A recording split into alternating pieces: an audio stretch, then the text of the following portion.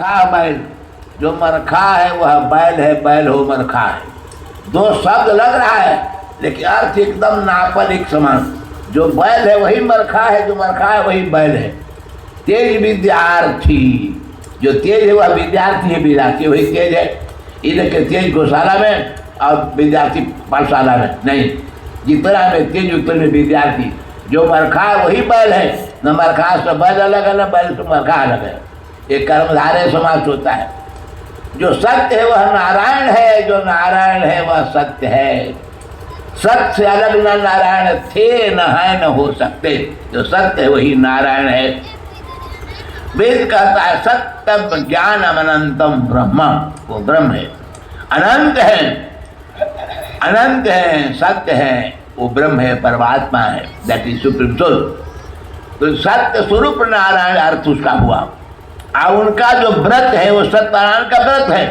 सत्य का जीवन व्रत, व्रत माने प्रतिज्ञा।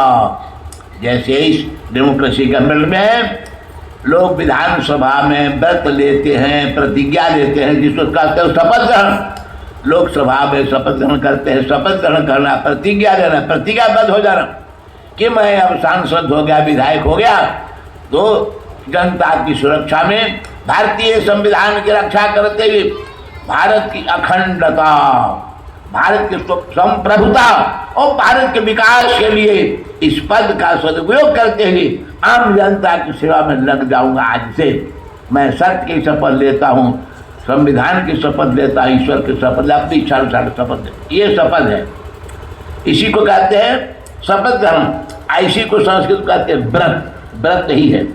एकादशी है, आज मैं एकादशी का अन्न नहीं खाऊंगा, या तो उपवास रह जाऊंगा, या केवल जल पीऊंगा, या जल भी नहीं पीऊंगा, केवल थोड़ा दूध पी कर रह जाऊंगा। इस तरह से प्रतिज्ञा पूर्वक व्रत को निभाया जाता है। तो यही है व्रत, है सत्य स्वरूप नारायण का, सत्यनारायण व्रत हो गया। अब व्रत करने वालों की कथा है। व्रत जो किया था साधु नाम का बनिया, सतानंद काशी का ब्राह्मण या लकड़हारा, तो उसको क्या फल मिला? नहीं क्या उसको दुख मिला, क्या उसको फल मिला। तो व्रत करने वालों की कथा है। व्रत तो अलग है, जैसे एकादशी व्रत, द्वादशी व्रत, छठ व्रत, अभी छठ व्रत चल रहा है, ऐसा व्रत है। लेकिन कथा किसकी है? छठ व्रत करने वालों की, सत्यनारायण व्रत करने वालों की कथा है उसमें। इस तरह से जब जब जैसा आया परिणाम मिला, उसका लोग संग्रह कर किताब छाप दिया, सत्यनारायण व्रत कथा, ये पुस्तक का नाम है। तो ध्यान रखिए, यही व्रत लेकर के छुड़ा लिया देवकी को किसने? महाराज वसुदेव ने, कि मैं सत्य की शपथ देकर कहता हूँ, खतरा है आपको देवकी के बच्चों से, बच्चा हम आपको दे देंगे, चाहे आप मार देना या छोड़ देना, आपके हाथ में। मान लिया कंस कि सत्य की शपथ ले रहे हैं, इनको मारने से क्या फायदा, छोड़ दिया। ठीक समय बच्चा पैदा हुआ, कीर्तिमान नाम का, देवकी का पहला। देवकी को समझाए सत्य की रक्षा करेंगे देवी, तो सत्य स्वरूप भगवान नारायण होते हैं, हमारे आदत आज पीछे चल के मदद उनका होगी, सहायता मिलेगी, ये दे दो, इसका पर आशा मत रखो। ले करके गोद से कंस को ला कर दिया, लीजिए महाराज देवकी का पहला बच्चा है। बड़ा खुश हो गया। कौन पिता होगा जो नवजात शिशु को मारने के लिए दुश्मन को देगा? ये सत्यबाजी है। सत्य से बढ़कर इनके बाल बच्चे नहीं हैं, ये झूठ नहीं बोलेंगे, तो हमारा ले जाइए, इससे तो खतरा नहीं, आश्वासन खतरा है। हम इसको मार करके भगना का हमारा हाथ कांपता है, लोग कहता है हम हाथ न का पाएंगे, ले छोड़ दिया। लौट आए देवकी को देखकर वसुदेव ने कहा, पता नहीं, जैसे भैंस को हाथी को धो दो तुरंत लेट जाती हैं, ऐसे ही कब विचार इसका बदल जाएगा। जिसका चित्त नियंत्रण में नहीं है, अव्यवस्थित चित्त हस्ते तारम योग क्रिया, जिसका चित्त नियंत्रण है, कब विचार बदल जाएगा, कब व्यवहार बदलेगा, इसका कोई गारंटर नहीं है। अभी छोड़ दिया, ले लौटा कर दे दिए देवकी को बच्चा। उसी दिन की घटना है कि मथुरापुरी में नारद जी आए थे, घूमते रहते, उनका घूमना स्वभाव है। किसी ने कल से महाराज आपकी नगर में तो नारद जी आए हैं, आपको मालूम नहीं है कि आप? नारद जी का नाम सुनते दौड़ा कंस, पता लगाकर दौड़ा पैदल ही और उनके पैर पर माथा रख करके प्रणाम किया। नारद जी हंसते हुए बोले, अरे तुम राजा होने लायक कि नहीं है, मूर्ख है। कहा मेरी मूर्खता आपको कैसे मालूम पड़ी महाराज? कहा कि जब आकाशवाणी ने देवकी के बच्चों से खतरा तो तुमने उस बच्चों को लौटा क्यों दिया?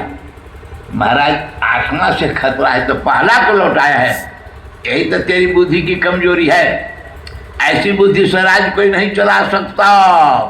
दूर तक सोचने की क्षमता तुझमें दूरदर्शी तू नहीं सुन। पहला छोड़ेगा, दूसरा छोड़ेगा, तीसरा, चौथा, पांचवा, छठा, सातवां छोड़ देगा ना तो हाथ छोड़ देंगे, आठवां को पकड़ेंगे। अरे बेवकूफ, तो जो आठवां जब आएगा तो सातों पांचवा हो जाएगा।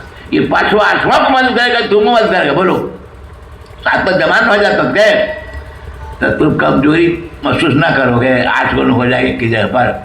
ये तो ठीक कहते हो बाबा, अभी नहीं समझ पाए, बस कोई बात नहीं, अभी तो छोड़े हैं। तुरंत नारद जी को विदा भी नहीं दिया, पहुंच गया देवकी बसदेव के पास, दोनों को पकड़कर जेल में ला दिया। और उन्हीं के सामने जो बच्चा छोड़ा था कीर्तिमान, लेकर के सामने ही पत्थर पर रख के मार डाला। 1 को मारा, 2 को मारा, 3 को, 4 को, 5 को, 6 को मारा। 6 को मार दिया, 7 बार पर भी मारी देगा। अब आप सुन करके जरूर कुछ प्रश्न करेंगे मन में कि अगर नारद जी चिचकारते नहीं, उसको ललकारते नहीं तो कंस तो छोड़ दिया था। तो बच्चा मारा भले कंस, लेकिन मरवाए तो नारद जी ना। तो नारद अच्छा काम के बजाय सबके मन में यह कि बेजाय काम है। किसी दूसरे के बच्चे को मरवा देना, ललकार कर, चिटकार कर, ये महा खतरनाक काम है। हत्या का पाप उनको रहेगा।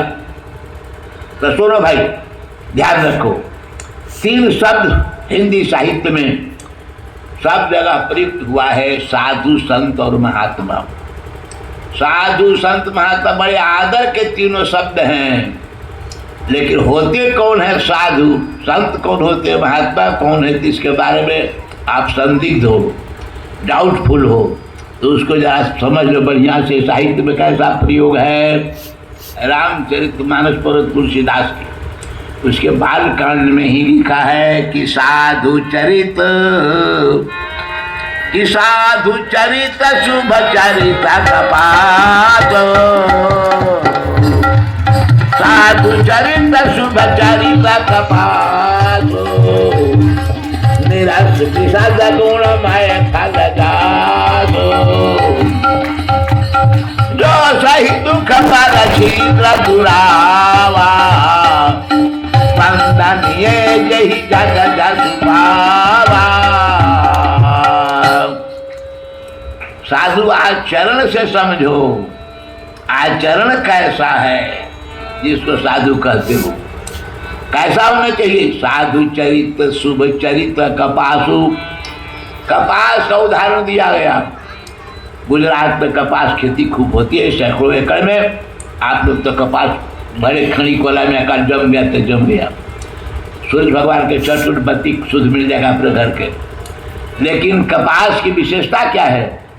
कपास का फल जब पकता है तो फट जाती है, ऊपर की छिलका निकाल लिया जाता है, भीतर बिया होता है, ऊपर से रुई होती है, तो बिया को निकालते हैं, रुई को धुन करके तुन करके पूनी बनाते हैं, पूनी से डोरा, आज डोरा चाहे चरखा पर या मशीन पर, आजकल सब मशीन से हो रहा है। और उसी धागा से बनता क्या है? आपके शरीर का कपड़ा, गंजी, पैंट, चादर, धोती, कुर्ता सब कहाँ गए? उसी का न है सूती। कितनी तकलीफ झेला जरा सोचिए। पहले तो पेड़ से अलग लिया गया, उसको तोड़ करके फल, फिर छिलका को अलग किया गया, फिर भीतर से बिया को अलग किया, अब रुई को भी धुन टूट करके और पुनी बनाकर बांट करके धागा बना, धागा से कपड़ा बुना गया। इतनी दुर्गति के बाद भी आपको कपड़ा क्या कर रहा है? आपको ठंड से बचाता है, गर्मी से बचाता है, शरीर की शोभा में 4 चांद लगाता है। अब फटने पर ही पोछा का काम देता है बेचारा। अंत तक आपके सहयोग में काम दे रहा है कौन? कपास। यही उदाहरण गोस्वामी जी कर, हम नहीं कह रहे हैं। बालकांड पढ़िए, रामचरितमानस साधु चरित शुभ चरित कपास, निराश विषाद गुणमय फल दासु। जो सही दुख पर क्षीत्र दुरावा, बंदनीय जहि जग जस पावा, बंदनीय जहि जग जस पावा। यह कपास का कपड़ा शरीर पर नहीं है तो लोग क्या कहते जानते हैं? पागल। वो पागल हो जाएगा। आपकी पागलपना से बचाने का भी काम बेचारा कपस्वे कर रहा है। कपड़ा नहीं है तो नाम पागल, अब पहन लिए तो आप जागल। अगर पागल ना कहना तो ये भागल। सब कपड़ा छोड़ के भागल है तो पागल में, अब भागल में नाम न लिखा है, जागल में नाम हो, जिसमें भी कपास की जरूरी है। इसी प्रकार के संत होते हैं, अपना पूरा जीवन दूसरे के उपकार में लगाते हैं, जैसे कपास। तो चरित्र माने आचरण होना चाहिए। केवल वेशभूषा पर फेरा में पड़ेगा धोखा। सीता जी सन्यासी के वेश में रावण को देकर धोखा पड़ गई, फल क्या मिला? धोखा देकर लंका में लग गया, जो एक साथ दुर्गति सीता को चली हुई। वेश पर, केवल वेश पर ठगाने से धोखा हो जाएगा। उसके आचरण को देखो। आचरण मालूम नहीं है तो उनके संपर्क में जाओगे तो धोखा निश्चित है, अलग रहना, नहीं तो धोखा हो ही जाएगा।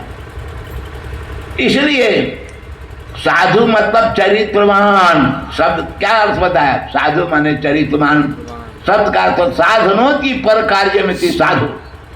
दूसरे के कार्य में अपना तन, अपना मन, अपनी बुद्धि लगाते हैं। और क्यों लगाते हैं? यह समझ के कि सब भगवान की विभूति है। सिया राम माया, सिया राम माया सब जग जाने, करो प्रणाम जोर जुग पारे, करो प्रणाम जोर जुग पाने। भगवान का रूप सब फुलवारी है। बाल बच्चे छोटे बड़े सब भगवान के स्वरूप हैं। सबकी सेवा ही भगवान की सेवा है। भगवान गीता में ही कहे हैं, स्वकर्मणा तमभ्यर्च्य सिद्धिं विन्दति मानव। अर्जुन, अपने कर्म के द्वारा संसार की पूजा ही भगवान की पूजा है। भूखे को अन्न देना, प्यासी को पानी पिलाना, दुख से आज को आंसू पोंछना, यही जैसे भगवान की सेवा है। साक्षात भगवान को पहुंचने के लिए यही सेवा पर्याप्त है। ऐसा करो, भगवान के पास पहुंच जाओगे। तो ऐसा काम करने वाला साधु होता। संत कौन होता है जी? ऐसा काम साधु इसलिए करते हैं कि दुनिया के सच्चाई को जानते हैं। सच्चाई दुनिया में क्या है? तीन सत्य है, बताए थे ना, शैतान, इंसान और भगवान। ये तीन थे, आज भी तीन है, कल भी तीन रहेंगे। कैसे पहचानोगे? कैसे पहचानोगे कि लगहर है कि विषखल है? जो दूध दे वो लगहर और न दूध दे तो विषखल। ऐसे शैतान माने अपना करे भला, दूसरे के दबा दे गला, उसका नाम शैतान होता है। चाहे करिया हो चाहे गोर है, छोटा हो चाहे बड़ा, ऐसा काम करता है तो शैतान है। इंसान कौन होता है? अपना करे भला, दूसरे का भी करे भला, उसका नाम इंसान होता है। वो इंसान है। अब भगवान कौन है? कभी न देखे अपना भला, सबका करे भला, उसका नाम भगवान होता है। और उसी भगवान को समझने के लिए इंसान की मदद शैतान से अलग रहते हुए संत महात्मा होते हैं। ऐसा संत कौन है? पहले तो साधना करते हैं तो साधु होते हैं, और साधना से दुनिया के सत्य को जान जाते हैं, कर्तव्य के द्वारा जान जाते हैं, तो उनका नाम होता है संत। सत्यम जानाति संता। अब नारद जी कौन है पता लगाइए। तो नारद जी को संत कहा गया है। इंद्र के बेटा जयंत ने भगवान श्री राम की बल बुद्धि की परीक्षा लेने के लिए भगवान किष्किंधा में माता जानकी की चोट से मारा, चांगुल से बखोर दिया। खून जब चला तो भगवान श्री राम ने नाराज होकर उसको एक सीख से प्रहार किया, प्रभास बना दिया। भागा डर के मारे, कहाँ न गया? इंद्र का बेटा था, माय का नाम सची था। माय के पास गया, बाप के पास गया, शंकर जी के पास, सब जगह गया। राखी को सकै राम कर दोई कोई नहीं रखा। सबसे निराश हो गया। अब पीछे पीछे उसका सीख लगा हुआ है, जान छोड़ने वाला नहीं था। नारद जी ने देखा उसको, नारद जी के पास आया नहीं, छटपटा रहा था, दौड़ते दौड़ते बिना खाए पिए मरना हो चुका था, वो फुका रहा था, व्याकुल था, केवल था।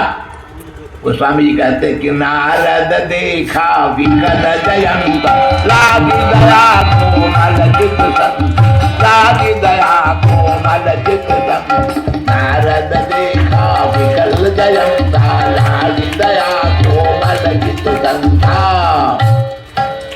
संत कोमल चित्त होते हैं, हृदय के बड़े कोमल होते हैं, मुलायम होते हैं। नारद जी के पास आया नहीं, क्या अलग छटपटा रहा था। नारद जी ने देखा उसको, नारद जी को नजर नहीं रहा था, लेकिन देखते नारद जी के हृदय में दया उमड़ गई, ये तो मर जाएगा बेचारा, इसकी रक्षा करनी चाहिए, कहा भी नहीं कि बचाइए। नारद जी आपने सोचा ये गलती किया भगवान राम के प्रति, उसके दंड दिया है भगवान ने। इस पर कहा कि अरे मूर्ख, इंद्र का देवताओं के राजा का बेटा है, लेकिन कर्म तो बड़ा गलत किया है, इसलिए तेरा प्राण ही अब नहीं रहेगा, मारे जाओगे। एक उपाय अब शेष है, वो क्या है? भगवान की शरण में जाकर गिर जाओ। भगवान की प्रतिज्ञा है कि कोटि विप्र बदला गए जाए, आइए शरण तजो नहीं जाए, कोटि विप्र बदला गए जाए, आइए शरण तजो नहीं, आइए शरण तजो नहीं जाए। करोड़ हत्या क्यों न किया हो, लेकिन भगवान की जो शरण जाता है तो भगवान माफ कर देते हैं। वाल्मीकि में वाल्मीकि ऋषि कहते हैं कि सक्र देव प्रपन्नाय तवास्मीति चयाचते अभयम सर्वभूतेषु नामे तत्प्रथम मम। राम जी कहते हैं संसार के प्राणियों सुन लो, सक्र देव प्रपन्नाय, सक्र माने एक बार, प्रपन्न माने शरणागत होकर जो कहता है कि मैं आपकी शरण में हूँ, तो मैं उसको सदा के लिए सुरक्षा प्रदान कर अभयम, अभय देता हूँ।